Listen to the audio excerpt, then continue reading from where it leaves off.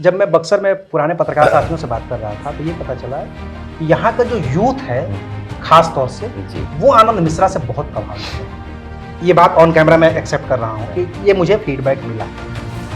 आनंद मिश्रा चूंकि खुद भी यूथ हैं और यूथ का रोजगार का एक बड़ा इशू पूरे देश में बना हुआ है इस चुनाव में।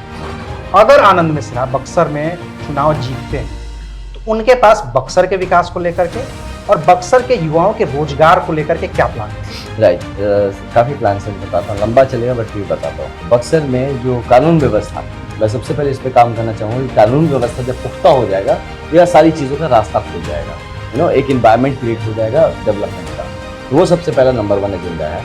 उसके मेरा एजेंडा है स्वास्थ्य पे काम करने का। स्वास्थ्य मतलब एकदम बेसिक जो the right to good health होना चाहिए कि आपके पास, तो उस पर काम करना। और उसके बाद एजुकेशन का जो पार्ट है, इसमें डेफिनेटली यूथ का बहुत बड़ा पार्ट है, क्योंकि हमारे यहाँ का यूथ 10th के बाद उसे पता ही नहीं होता कहाँ जाना है। उसके पहले भी बताऊँ आपके, हमारे यहाँ पे हमारी जो पर्सनालिटी बिल्टअप होते हैं ना, शुरू के 5-7 साल में हो जाता है। और तो प्राइमरी एजुकेशन का क्या हालत है मुझे बताने की जरूरत नहीं है, आप आके देख लीजिए। जहाँ पे कि आपका पर्सनालिटी फॉर्मेशन होता है, जहाँ पे चरित्र निर्माण होता है, उस जगह पे वहाँ सबसे बड़ा इशू है। तो मैं एजुकेशन को इस कदर यहाँ पे रिवैम्प होते देखना चाहता हूँ। डेफिनेटली अलग से कोई एजुकेशन बक्सर का नहीं हो जाएगा, न्यू एजुकेशन पॉलिसी के तहत ही चल रहा है, जो बिहार सरकार का अपना एजुकेशन पॉलिसी है। तो सबको बस सही तरीके से हम ग्राउंड पर अगर इम्प्लीमेंट कर सके, उसमें शिक्षकों का बहुत ख्याल रखना पड़ेगा।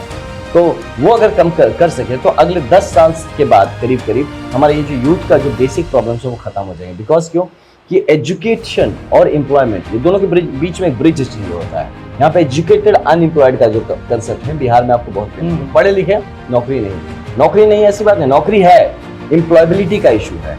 वो नौकरी के लायक बहुत लोग उसको नहीं मान पाते हैं, मतलब वो क्वालिफाई नहीं कर पा रहा है बहुत सारी चीजें। तो फिर तो ये नीतीश कुमार वाला ही बयान हो गया ना? नहीं, बता रहा हूँ ना मैं। तो इसको हम ब्रिज कर सकते हैं, इजीली ब्रिज कर सकते हैं। अभी जो है बहुत सारे से ब्रिज कोर्सेस होंगे, जैसे कि मान लीजिए आप सरकारी नौकरियों के लिए तैयारी कर रहे हैं तो we can come up with some add-ons उनके लिए, जैसे कोचिंग इंस्टीट्यूट्स के लिए हैं बहुत सारे। मैंने ऑलरेडी बात कर रखी है, तो मेरा MP बनने ना में मैं ये सब करने वाला हूँ।